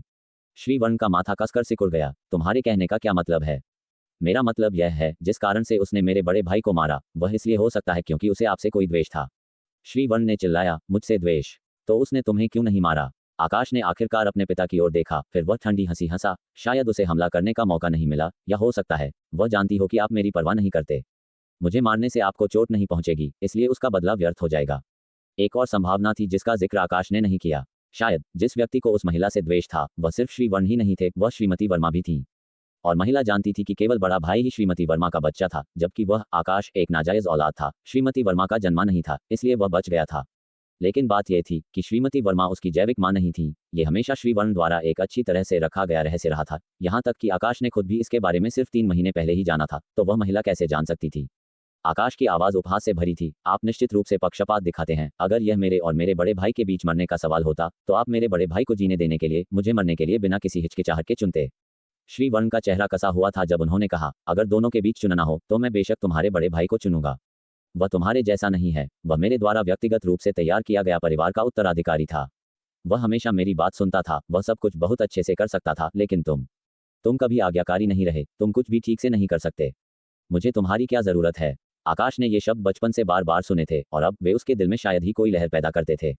उसके पिता का पक्षपात लंबे समय से एक खुला रहस्य था और अब वह अपने पिता के पक्षपात के पीछे का कारण भी समझ गया था। वह श्रीमती वर्मा से जन्मा नहीं था, वह श्रीवर्ण और बाहर की किसी अज्ञात महिला का अवैध बच्चा था। एक नाजायज बच्चे को कभी भी पारिवारिक व्यवसाय विरासत में लेने का हक नहीं था। अगर उसके बड़े भाई की अचानक मृत्यु नहीं हुई होती तो उसे कभी भी अपने भाई की जगह लेने और निगम का सीईओ बनने का मौका नहीं मिलता। भले ही उसका बड़ा भाई चला गया था, उसके बड़े भाई का बेटा अभी भी जिंदा था, उसे निगम को अपने भतीजे को सौंपना था।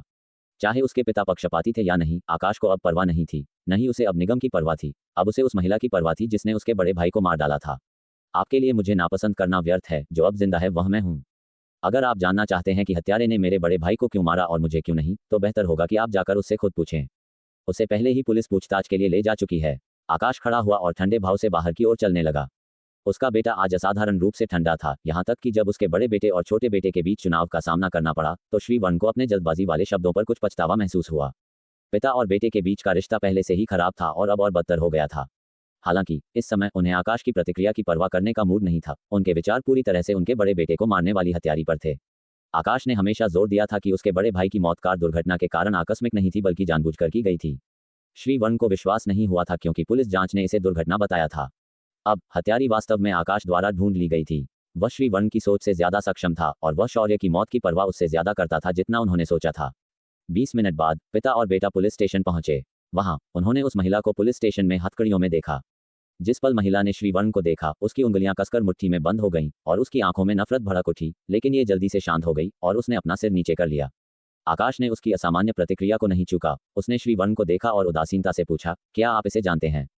श्रीवर्ण ने अपनी भौहें से कुड़ी, मैं इसे नहीं जानता। उसे यह कहते सुनकर कि वह उसे नहीं जानता, महिला अचानक हंसी। उसे डर था कि श्रीवर्ण उसे पहचान लेंगे, इसलिए उसने तेजी से अपना सिर नीचे कर लिया ताकि वह उसका चेहरा न देख पाए। लेकिन वह कैसे भूल गई थी? उसका चेहरा विकृत हो चुका था और 20 से ज्यादा साल बीत चुके थे। वह बहुत पहले ही सफेद बालों वाली हो चुकी थी और पहचानने योग्य नहीं थी। और यह रही आपकी कहानी। महिला ने फिर से सिर उठाया और श्रीवर्ण की ओर देखा।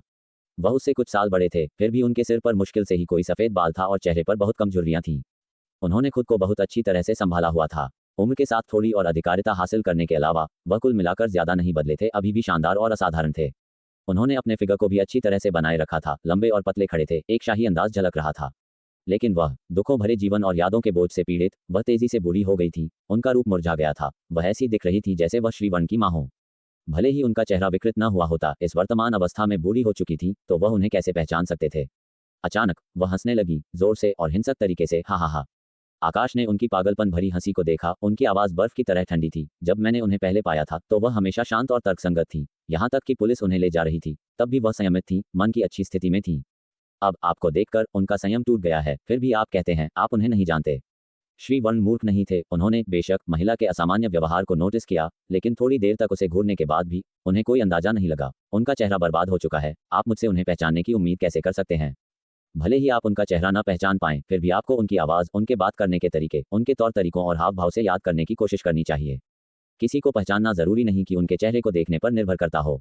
श्रीवर्ण की भौहें गहरी चढ़ी हुई थी। वह जिस भी तरह से देखते, उन्हें महिला के साथ परिचय का कोई एहसास नहीं हो रहा था।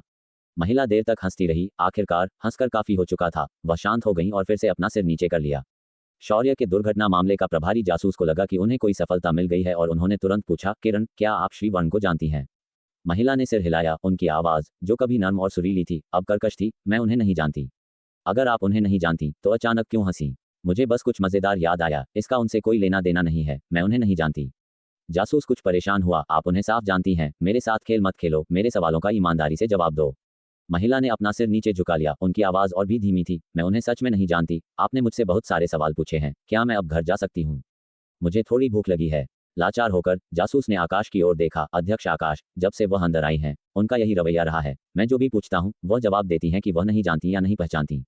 इस क्षण आकाश जासूस की हताशा को समझ सकते थे। उन्होंने पिछली रात इस महिला से पूछताछ की थी और वास्तव में उन्हें तोड़ना बहुत मुश्किल था। वह कमजोर और बूढ़ी दिखती थी, लेकिन उनका अंदरूनी दिल अविश्वसनीय रूप से दृढ़ था। उन्होंने श्रीवर्ण की ओर देखा। वह आपको जानती है, सिर्फ आपको देखकर ही प्रतिक्रिया देती है। आप उससे पूछिए। श्रीवर्ण की भौहें कसकर बंधी थीं। आपका नाम किरण है? मेरा नाम किरण है।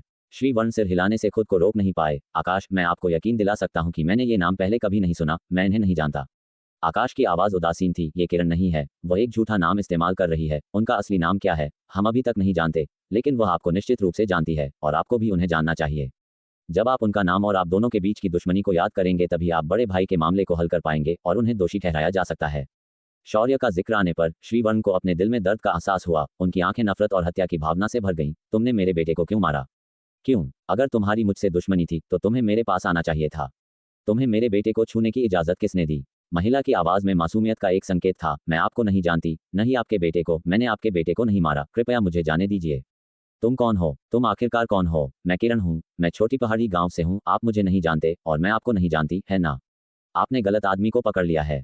महिला की आवाज बहुत शांत थी। उनके होठों पर एक हल्का, मुश्किल से पहचाना जाने वाला मुस्कान भी थी। उनके दिल में वह जानती थी उनके पास हत्या का कोई ठोस सबूत नहीं था। आखिरकार सबूत तो उन्होंने बहुत पहले ही नष्ट कर दिया था। शाम होते होते आसमान धीरे धीरे अंधेरा हो गया और सूर्यास्त की लाली धीरे धीरे अंधेरे में समा गई।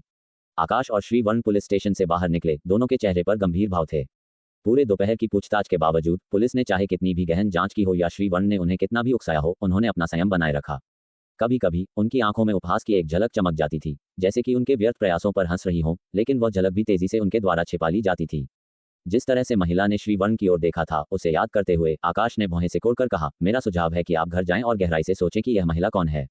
ये हो नहीं सकता कि आप उसे पहचान ना पाएं। उसका सब कुछ मंगढ़ंत है, उसकी पहचान, नाम, उम्र, लेकिन एक चीज है जो नकली नहीं हो सकती, और वह है आपसे उसकी नफरत। ठंडे लहजे में श्रीवर्ण ने जवाब दिया, वह चाहे कितनी भी पहचान बनाए, मैं उसकी सच्ची पहचान उजागर करके रहूंगा। जब तक आप ये याद नहीं करते कि वह कौन है, तब तक आप उसकी पहचान के बारे में कुछ भी पता नहीं लगा पाएंगे। मेरे लोगों ने पहले ही जांच कर ली है। उसने अपने अतीत को पूरी तरह मिटा दिया है। उसका चेहरा लगभग 30 साल पहले खराब हो गया था। क्या आपने कभी किसी का चेहरा बिगाड़ा है? नहीं, श्रीवर्ण ने क्रोध से कहा, मैं क्यों किसी का चेहरा बिगाड़ूंगा? मैं इतना बिगड़ा हुआ नहीं हूं। आकाश, जिन्होंने कुछ दिन पहले ही किसी को किरण का चेहरा बिगाड़ने का आदेश दिया था, उन्हें लगा कि श्रीवर्ण उनकी आलोचना कर रहे हैं। हालांकि ऐसा लगा जैसे वह गलत नहीं थे। इससे कोई फर्क नहीं पड़ता कि हम उसकी पहचान नहीं ढूंढ पाते या उस पर कोई अपराध नहीं थोप पाते। जब तक हम ये पुष्टि कर सकते हैं कि वह हमारे बड़े भाई की हत्यारी है, मेरे लिए इतना ही काफी है। वैसे भी ऐसा लगता है कि वह बहुत जी चुकी है। मैं बस उसे सीधे नर्क भेज दूंगा। श्रीवर्ण ने यह सुनकर गहरी भौहें सिकोड़ ली। गड़बड़ी मत करना। यह महिला साफ तौर पर कोई सामान्य व्यक्ति नहीं है। सावधान रहना कि तुम उसके जाल में न फंस जाओ। आकाश ने कोई जवाब नहीं दिया, बल्कि अपनी कार की ओर बढ़ गए। श्रीवर्ण उनके पीछे गए और पकड़ा, क्या तुम मेरी बात सुन भी रहे हो? जल्दबाजी मत करना, वह तुम्हारे हाथ गंदे करने लायक नहीं है। तुम कहाँ जा रहे हो? जयंत ने मुझे आज रात के खाने पर आमंत्रित किया है। मेरे साथ चलो। आकाश उदासीन दिखे, मुझे आराम करने की जरूरत है। मैं हत्यारे को ढूंढने की कोशिश में 2 दिन और 2 रात से सोया नहीं हूँ। एक पल के लिए झिझकने के बाद श्रीवर्ण ने फिर भी जोर दिया, तो खाने के बाद सो जाना। एक भोजन तुम्हें ज्यादा देर नहीं लगाएगा। जयंत अपनी बेटी को भी साथ लाएगा और तुम्हें उनसे कम से कम एक बार मिलना चाहिए। मैंने कहा, नहीं, मैं पहले ही कह चुका हूं कि मैं गुल से शादी नहीं करूंगा। अगर तुम्हें वह पसंद है तो तुम खुद शादी कर लो। तुम, गुस्से से भड़कते हुए श्रीवर्ण बड़े बेटे का जिक्र किए बिना नहीं रह पाए। अगर तुम्हारा बड़ा भाई जिंदा होता तो वह तुमसे ज्यादा आज्ञाकारी और आज्ञापालक होता। आकाश ने उन्हें एक ठंडी नजर डाली और अनदेखा कर दिया। अपने पीछे कार का दरवाजा बंद करते हुए, योगेश गाड़ी चलाओ। योगेश, ये जानते हुए कि पिता और बेटे के बीच कभी शांति का क्षण नहीं होता, जल्दी से स्वीकार किया और एक्सीलेटर दबाया, पुलिस स्टेशन से निकल गए। उन्हें डर था कि अगर उन्होंने ज्यादा समय लिया तो चेयरमैन कुछ और पीड़ादायक बातें कह सकते हैं। अध्यक्ष आकाश, क्या आप घर जा रहे हैं? नहीं, तो आप कहाँ जा रहे हैं? प्रीति को ढूंढने। कुमारी प्रीति हाल ही में दोपहर में संगम अस्पताल में रहती हैं। तो संगम अस्पताल चलो। जी, अध्यक्ष आकाश। हालांकि जब वे अस्पताल पहुंचे तो उन्हें पता चला कि प्रीति वहां नहीं थी। बहुत शर्मिंदा महसूस करते हुए सहायक ने कहा, अध्यक्ष आकाश, मैंने गलत अंदाजा लगाया। कुमारी प्रीति अस्पताल में नहीं है, वह शायद क्लिनिक में होंगी। आकाश ने हालांकि बस सिर हिलाया, नहीं, वह शायद पहले ही घर जा चुकी होंगी। उनके घर चलो। सहायक को समझ नहीं आया कि उन्हें क्यों लगा कि प्रीति घर पर होंगी, लेकिन उन्होंने विरोध करने की हिम्मत नहीं की और प्रीति के आवासीय क्षेत्र की ओर गाड़ी चला दी। बेडरूम के अंदर एक डेस्क लैंप नर्म रोशनी फेंक रहा था और लैंप के पास एक चमकदार सूरजमुखी था, जिस पर एक मोटा सा मधुमक्खी बैठा था। कोमल रोशनी के नीचे मधुमक्खी और सूरजमुखी दोनों एक हल्की सुनहरी चमक दे रहे थे। ये वही सूरजमुखी था जो आकाश ने उन्हें दिया था। क्योंकि यह बहुत सुंदर था और प्रीति के स्वाद के अनुरूप था, वह इसे कैबिनेट में छिपाना गवारा नहीं कर सकी और इसके बजाय इसे अपनी डेस्क पर रखा। आखिरकार कोई यह नहीं सोचेगा कि यह शुद्ध सोने का बना है। अगर कोई इसे देखेगा भी तो वे शायद सोचेंगे कि यह सिर्फ सोने का पानी चढ़ा हुआ है। हालांकि प्रीति इसे देखने के लिए बहुत व्यस्त थी, क्योंकि वह अपने कंप्यूटर के सामने बैठी थी, तल्लीनता से एक वीडियो बहाल कर रही थी। उन्हें आकाश का संदेश हैकर नेटवर्क पर दोपहर में मिला था और वह अस्पताल जाए बिना सीधे घर आ गई थी, अथक रूप से उनके लिए वीडियो बहाल करने का काम कर रही थी। उन्होंने वीडियो के उद्देश्य का अंदाजा लगा लिया था और जानती थी कि आकाश एक स्पष्ट प्रति पाने के लिए कितनी बेताबी से चाहते थे। शौर्य की मौत हमेशा से आकाश के दिल का सबसे गहरा दर्द और उनका सबसे गहन जुनून रही थी। उन्हें कुछ मिला होगा, इसीलिए वह शेष वीडियो पाने के लिए इतने उत्सुक थे। प्रीति भी स्पष्ट रूप से नहीं बता सकती थी कि वह उनके लिए वीडियो को बहाल करने, उनके बड़े भाई के हत्यारे को ढूंढने में मदद करने के लिए इतनी मेहनत क्यों कर रही थी। शायद इसलिए कि उन्होंने उन्हें बहुत सारे पैसे दिए थे, शायद इसलिए कि उनका भी अपना एक जुनून था, अपना एक हत्यारा ढूंढने के लिए, और इसलिए वह सहानुभूति रखती थी। शायद इसलिए कि वह नहीं चाहती थी कि शौर्य व्यर्थ में मरे। वह एक गर्मजोशी वाला व्यक्ति थे और जिंदा रहते हुए उनके साथ अच्छा व्यवहार करते थे। बाहर आसमान पहले ही पूरी तरह से अंधेरा हो चुका था, फिर भी प्रीति पूरी तरह से अनजान थी, अभी भी अपने बहाली के काम में तल्लीन थी। अचानक उन्होंने अपने घर के दरवाजे का ताला खुलने की आवाज सुनी। चौंक कर उन्होंने जल्दी से अपना कंप्यूटर बंद कर दिया। कोमल कदमों की आवाज आई और जैसे ही उन्होंने सिर घुमाया, उनके बेडरूम के प्रवेश द्वार पर आकाश खड़े थे। प्रीति की खोपड़ी झंझना गई। वह गॉड किलर के रूप में उनके द्वारा खोजे जाने से बाल बाल बची थी। उन्होंने अपने तेजी से धड़कते दिल को पकड़ा, एक सांस छोड़ी और आकाश पर भड़क गईं। क्या तुम बीमार हो? तुम फिर से मेरे घर में क्यों घुस आए? तुमने मुझे लगभग डरा ही दिया, मुझे लगा कोई चोर घुस आया है। आकाश उनके पास आए, उन्हें कुर्सी से उठाया और कहा, माफ करना, मैंने तुम्हें चौंका दिया। अगली बार मैं अंदर आने से पहले दरवाजा खटखटाऊंगा। वैसे भी मुझे शक है कि कोई और तुम्हारा पासवर्ड लॉक तोड़ पाएगा। तुम्हें पता होना चाहिए कि मेरे अलावा कोई और अंदर नहीं आएगा। ये कहते हुए उन्होंने प्रीति को बिस्तर पर लिटाया, फिर उन्होंने अपना ओवरकोट और सूट उतारा और खुद भी लेट गए। प्रीति जल्दी से उठकर बैठ गईं, गुस्से से बोली, तुम क्या कर रहे हो? मैं थोड़ा थका हुआ हूँ, बस यहाँ थोड़ी देर सोना चाहता हूँ। अगर तुम थके हो तो अपने घर जाकर सो, यहाँ सोने क्यों आए हो? मैं अपने घर पर सो नहीं सकता, जैसा कि मैंने पहले बताया था। मुझे अनिद्रा है। मैं तुमसे झूठ नहीं बोल रहा था, लेकिन तुमने मेरा इलाज करने से मना कर दिया, इसलिए मेरे पास यहाँ सोने के अलावा कोई विकल्प नहीं है। नहीं, तुम यहाँ सो नहीं सकते। अगर मेरी दादी वापस आई और तुम्हें देखा तो मैं उनसे क्या कहूंगी? वह निश्चित रूप से नाराज होंगी। जैसे ही प्रीति बोली, उन्होंने उन्हें खींचने की कोशिश की, उन्हें उठाने का प्रयास किया। चलो उठो उठो आकाश। हालांकि वह आकाश को खींचकर उठा नहीं पाई, बल्कि उन्हें उनकी ओर खींच लिया गया और वह उनकी बाहों में गिर गईं। आकाश ने अवसर का फायदा उठाया और अपनी बाहें उनकी कमर के चारों ओर लपेट लीं। मैंने पहले ही अपनी दादी को तुम्हारी दादी को लेने के लिए भेज दिया है। तुम्हारी दादी आज रात मेरी दादी के यहाँ खाना खाएंगी और वहीं रुकेंगी, वह वापस नहीं आ रही हैं। प्रीति एक पल के लिए जमी रही, फिर अंततः ऊपर उनकी ओर देखा तो तुमने सब कुछ व्यवस्थित कर दिया है। तुम्हें कैसे पता चला कि मैं घर पर हूँ? मैं तुम्हें ढूंढने अस्पताल गया था, लेकिन तुम वहां नहीं थी। मैंने एक नर्स से पूछा और उसने कहा कि तुम पूरे दिन वहां नहीं गई थी। मैंने अंदाजा लगाया कि तुम घर चली गई होगी। अगर मैं क्लिनिक में होती तो। नहीं, तुम्हारी दादी क्लिनिक की देखरेख कर रही हैं, तुम्हें पूरे दिन वहां रहने की जरूरत नहीं है। तुम्हारे अस्पताल में भी मरीज हैं और अतीत में तुम अपना समय बांटती थी, आधा क्लिनिक में और आधा अस्पताल में, यहाँ तक कि अस्पताल को अधिक ऊर्जा समर्पित करती थी। तुम अस्पताल को अधिक महत्व देती हो, क्लिनिक वास्तव में कुछ ऐसा था जो तुमने अपनी दादी के लिए खोला था। उन्होंने सब कुछ सही अंदाजा लगाया था और प्रीति ने आश्चर्य से उनकी ओर देखा। तुमने मुझे इतनी अच्छी तरह से कब समझना शुरू कर दिया? आकाश ने उनके चेहरे को छुआ, उनकी आवाज विशेष रूप से गहरी थी। क्या मैं तुम्हें समझता हूँ? मुझे लगता है कि यह अभी भी काफी नहीं है। उदाहरण के लिए, तुम आज दोपहर क्लिनिक या अस्पताल जाए बिना अकेले घर पर क्यों रुकी थी? प्रीति ने अपनी पलकें नीचे कर लीं। और क्या हो सकता था? ये सब कुछ उन्हीं की वजह से था। उनके लिए वीडियो ठीक करने के लिए उन्होंने अपने अस्पताल के काम को भी रोक दिया था। आकाश ने उनकी ठोड़ी उठाई, उन्हें उनकी ओर देखने के लिए मजबूर किया। क्या हुआ? क्या किसी ने तुम्हें परेशान किया? क्या तुम आज दोपहर घर जाकर रोई थी? घर जाकर अकेले रोना, जिस समय उनका तलाक हुआ था, जब वह टूटे दिल के साथ घर जाकर अकेले रोई थी, उसके अलावा वह कब चुपचाप घर जाकर रोई थी? किसी ने मुझे नाखुश नहीं किया। मैं बस पिछले कुछ दिनों से थोड़ी थकी हुई हूँ और आराम करने घर चली गई। मैंने हमेशा सप्ताह में 7 दिन काम किया है, इसलिए आधा दिन की छुट्टी लेना बहुत ज्यादा नहीं है ना? उनकी व्याख्या कुछ हद तक मानने योग्य थी। ये देखकर कि वह वास्तव में ऐसी नहीं लग रही थी जैसे उन्हें तंग किया गया हो, आकाश ने उन पर और दबाव नहीं डाला। जैसे ही वह बोली, उनके लाल होंठ हल्के से खुले और रोशनी के नीचे वे असाधारण रूप से नर्म और मोहक लग रहे थे। उन्हें चूमने की इच्छा का विरोध करने के लिए जबरदस्त इच्छाशक्ति की जरूरत थी। उन्हें खुद को रोकना बेहतर था। अगर उन्होंने उन्हें चूमा तो उन्हें डर था कि वह नाराज हो सकती हैं। उन्हें पकड़े रहने पर भी उन्हें कई बार लात मारी जा चुकी थी। वह तब तक इंतजार करेंगे जब तक उन्हें अच्छे मूड में न मना लिया हो, तब उन्हें प्यार से नहलाने की कोई जल्दी नहीं होगी। उनकी बाहें उनके चारों ओर लिपटी थी, उनकी टांग उन पर दबी हुई थी, उन्हें उठने से रोक रही थी, क्योंकि उन्होंने धीरे से पूछा, क्या कल रात आतिशबाजी का मजा आया? प्रीति ने दिखावा किया कि उन्हें नहीं पता कि आतिशबाजी उनकी करतूत थी। तुम्हें कैसे पता चला कि मैंने कल रात आतिशबाजी की? आकाश धीरे से हंसे। मैंने आतिशबाजी खरीदी थी और मैंने ही आरुष को तुम्हें उनका आनंद लेने के लिए ले जाने को कहा था। अपने स्वभाव के साथ वह कोई रहस्य नहीं रख सकती। उसने तुम्हें पहले ही बता दिया होगा। क्या तुम अभी भी भोली बन रही हो? प्रीति ने भौहें उठाईं। अविश्वस थी, मुझे नहीं पता था। तो अध्यक्ष आकाश अब लोगों के मन की बात समझने में इतने माहिर हो गए हैं। क्या तुम अतीत में दूसरों के विचारों का अंदाजा लगाने के लिए बहुत आलसी नहीं थे? तुम अब इतने अच्छे कैसे हो गए? क्योंकि मैं पहले सभी को नीचा देखता था, या यूं कहूं, मैं सामान्य लोगों को इंसान नहीं मानता था।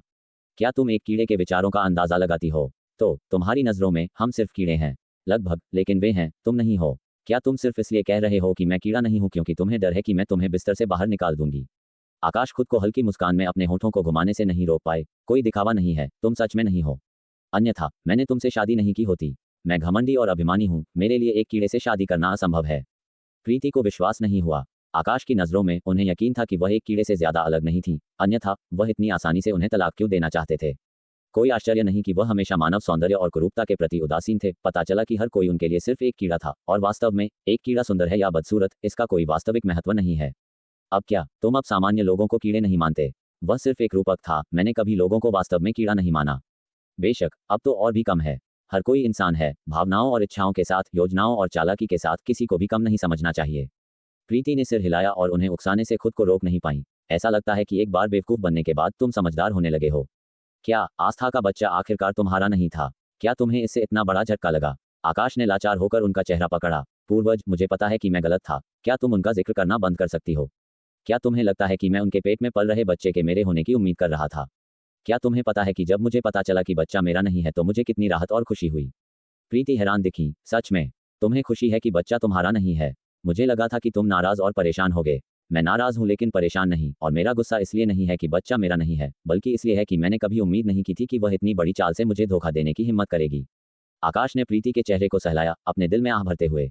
अतीत में उन्होंने कितने मूर्खतापूर्ण काम किए थे, और अब उन्हें सुधार करने के लिए कितना कुछ करने की जरूरत थी। उन्होंने उन्हें बिस्तर से बाहर नहीं निकाला, वह सच में उनके प्रति नर्म दिल थी। लेकिन उन्हें नहीं पता था, उनकी नर्मदिली ने सच में उन्हें 1 इंच देने पर 1 मील लेने के लिए प्रेरित किया। अंत में वह विरोध नहीं कर पाए और उन्हें चूमने के लिए झुक गए। वह गर्म, नर्म, मीठा एहसास, वह कांपती हुई संतुष्टि, सब कुछ उन्हीं से आया। लेकिन ऐसा लगा कि वह नाराज थी और उन्होंने उन्हें कसकर काट लिया। हालांकि आकाश के लिए दर्द भी एक आनंद था, खून बहना भी सार्थक था। उन्होंने उन्हें और जोर से चूमा, और केवल जब उन्होंने उन्हें अपनी बाहों में से सिकते हुए सुना, तभी उन्हें लगा जैसे उनका खाली दिल कुछ हद तक भर गया हो। थोड़ी देर बाद उन्होंने अंततः उन्हें जाने दिया। उन्होंने अपनी ठोड़ी उनके माथे से रगड़ी और फुसफुसाया, क्या तुम मुझे काटकर मारना चाहती हो? प्रीति की सांसें उनकी बाहों में अस्थिर थीं, और उन्होंने उनके शब्दों का जवाब नहीं दिया। वह सच में उन्हें काटकर मारना चाहती थी। आखिरकार वह उन्हें ऐसे चूम रहे थे जैसे कि उन्हें दम घोंट देना चाहते हों, और वह लगभग अपनी सांस नहीं ले पाई थी। जब उनकी सांस सामान्य हो गई और उनके दिल की धड़कन स्थिर हो गई, तो उन्होंने ऊपर देखा तो पाया कि आकाश आंखें बंद करके सो चुके थे। पता नहीं वह कब सो गए थे। उनके होठों पर अभी भी उनके काटने के निशान थे, एक टूटे हुए एहसास से भरे हुए थे। प्रीति एक पल के लिए चौंक गईं। उन्हें याद आया कि जब उन्होंने अभी उनकी ओर देखा था तो उनकी आंखों में लाल रक्त था। जिस समय उन्होंने उन्हें वीडियो भेजा था, उसे देखते हुए वह शायद 2 दिनों से सोए नहीं थे, है ना? वह सच में सहन कर सकते थे। वह इतने लंबे समय तक सोए नहीं थे, और फिर भी उनके पास खाली समय था कि वह उनसे बेकार में बातें करें बजाय इसके कि सोने का फायदा उठाएं। सोते हुए आकाश की तीखी और बर्फीली छवि गायब हो गई थी। केवल एक सुंदर और संपूर्ण चेहरा बचा था, जिसके कारण प्रीति ने अनियंत्रित रूप से अपनी उंगली को उसे छूने के लिए आगे बढ़ाया। भले ही वह थोड़ी देर से सोए नहीं थे, उन्होंने खुद को अभी भी बहुत साफ और तरोताजा रखा था। यहाँ तक कि उनकी ठोड़ी पर, जो आमतौर पर आसानी से दाढ़ी उग जाती थी, साफ शेव की हुई थी। उन्हें थोड़ी देर देखने के बाद प्रीति ने और देखने की हिम्मत नहीं की। उन्हें उनका चेहरा बहुत पसंद था। उसे ज्यादा देर तक घूरने से उनके लिए फिर से उन पर मोहित होना आसान हो जाता, जो उनके लिए अच्छा नहीं होगा। इसके बारे में ध्यान से सोचते हुए वह काफी उथली थी। शुरू में जब वह उन पर मोहित हुई थी, तो ये किसी उत्कृष्ट गुणों के कारण नहीं था या किसी कोमल स्वभाव के कारण नहीं, बल्कि सिर्फ इसलिए कि वह सुंदर थे। लंबे और सुंदर, ठंडे और शांत। उस समय वह मुश्किल से हाई स्कूल में विरोध नहीं कर सकी थी। उनसे मिलने के बाद वह विपरीत लिंग के किसी अन्य सदस्य को देख नहीं पाई थी। प्रीति ने आह भरी, अव्यवस्थित विचारों को एक तरफ धकेला, उनका हाथ हटाया, बिस्तर से खड़ी हुई और कंप्यूटर के सामने वापस बैठ गईं। वीडियो का मालिक अब उनके बगल में था। क्या उन्हें उनके साथ अपने रिश्ते को सुधारने पर काम जारी रखना चाहिए, या उन्हें उनके जाने तक इंतजार करना चाहिए? लेकिन अगर उन्होंने अभी वीडियो ठीक नहीं किया, तो ऐसा लगा कि उनके पास करने के लिए और कुछ नहीं था, और इस तरह बस इंतजार करना समय की बर्बादी थी। थोड़ा सोचने के बाद प्रीति ने बेडसाइड टेबल के दराज से अपना आमतौर पर इस्तेमाल किया जाने वाला आई मास्क निकाला और सावधानी से उसे आकाश पर लगा दिया। इस तरह उनकी आंखें ढकी होने के कारण भले ही वह जाग जाएं, वह नहीं देख पाएंगे कि वह क्या कर रही थी। आई मास्क पर एक कार्टून मेढक का पैटर्न था। मेढक की उभरी हुई बड़ी आंखें ठीक आकाश की आंखों को ढक रही थीं, जिससे वह काफी हास्यास्पद लग रहे थे। उन्होंने तत्काल ही उस उच्च और शक्तिशाली आभा को खो दिया। प्रीति ने अपना मुंह ढक लिया और थोड़ी देर हंसी, फिर कंप्यूटर चालू किया और काम पर वापस लग गईं। आकाश को उनकी गतिविधियां देखने से बचाने के लिए उन्होंने कंप्यूटर स्क्रीन का कोण भी समायोजित किया, ताकि अगर वह आई मास्क हटा भी दें तो भी वह कुछ नहीं देख पाएंगे, ये सुनिश्चित करते हुए कि उनके पास विंडो स्विच करने के लिए पर्याप्त समय हो। हालांकि प्रीति ने इस बार ज्यादा देर काम नहीं किया, क्योंकि 1 घंटे बाद उन्हें इतनी भूख लगी कि वह सितारे देखने लगीं और लगभग आकाश का मांस खाने के लिए लुभा गईं। ठीक। तो दोस्तों, ये था आज का सफ़र जेएस नोवेल वर्ल्ड के साथ, जहाँ हर कहानी में होता है ट्विस्ट और थोड़ी सी मस्ती। अगर आपको मज़ा आया हो तो लाइक, शेयर और सब्सक्राइब करना ना भूलें। मिलते हैं अगले एपिसोड में। तब तक बने रहिए जेएस नोवेल वर्ल्ड के अद्भुत दुनिया के साथ।